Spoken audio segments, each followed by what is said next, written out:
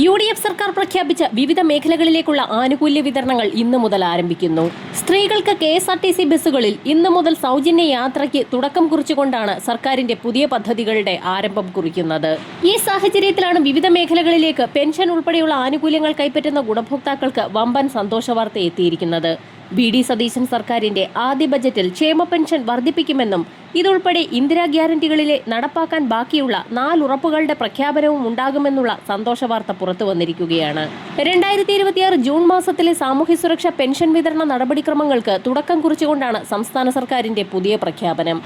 അടിസ്ഥാന പെൻഷൻ 3000 രൂപയിലേക്ക് ഉയർത്തുന്നതിന്റെ ഭാഗമായി ഏറ്റവും അർഹതപ്പെട്ട ഗുണഭോക്താക്കളിലേക്ക് മാത്രം പെൻഷൻ വിതരണം പരിമിതപ്പെടുത്തുന്നതിനായി അതോടൊപ്പം തന്നെ അർഹതപ്പെട്ട കൂടുതൽ ഗുണഭോക്താക്കളിലേക്ക് പദ്ധതി ആനുകൂല്യം എത്തിച്ചേരുന്നതിന്റെ ഭാഗമായും തദ്ദേശ തലത്തിൽ വാർഡ് അടിസ്ഥാനമാക്കിയുള്ള കർശന പരിശോധനകൾ ഇന്നു മുതൽ ആരംഭിക്കും. 26.67 ലക്ഷത്തോളം വരുന്ന 5 സാമൂഹ്യ സുരക്ഷാ പെൻഷനുകളും ക്ഷേമനിധി പെൻഷനുകളും NSAP വിഭാഗത്തിൽപ്പെട്ട് പെൻഷൻ തുക സ്വീകരിക്കുന്ന ഗുണഭോക്താക്കൾക്കുമുള്ള ആനുകൂല്യങ്ങൾ അക്കൗണ്ടുകളിലേക്കും 24.5 ലക്ഷത്തോളം വരുന്ന ആളുകൾക്ക് കൈകളിലുമാണ് നിലവിൽ വിതരണം പുരോഗമിക്കുന്നത്. എന്നാൽ കൈകളിൽ തുക സ്വീകരിക്കുന്ന ഗുണഭോക്താക്കൾക്കും DBT സംവിധാനത്തിലേക്ക് മാറാമെന്ന് സർക്കാർ അറിയിച്ചിരിക്കുകയാണ്.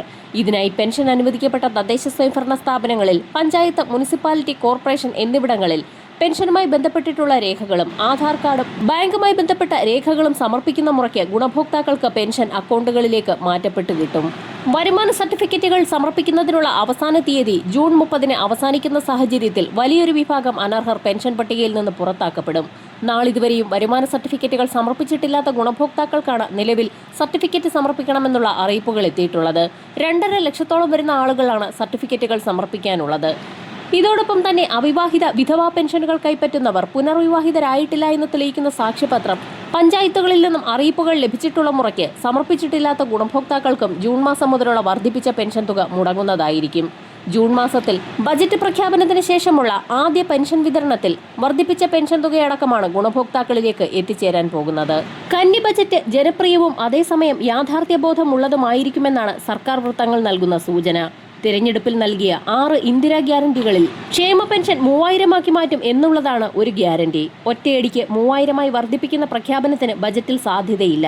ഘട്ടം ഘട്ടമായി 2-3 വർഷത്തിനകം ക്ഷേമ പെൻഷൻ 3000 എന്നതാണ് സർക്കാരിന്റെ ലക്ഷ്യം. അതിന്റെ തുടക്കം ബജറ്റിലുണ്ടാകും.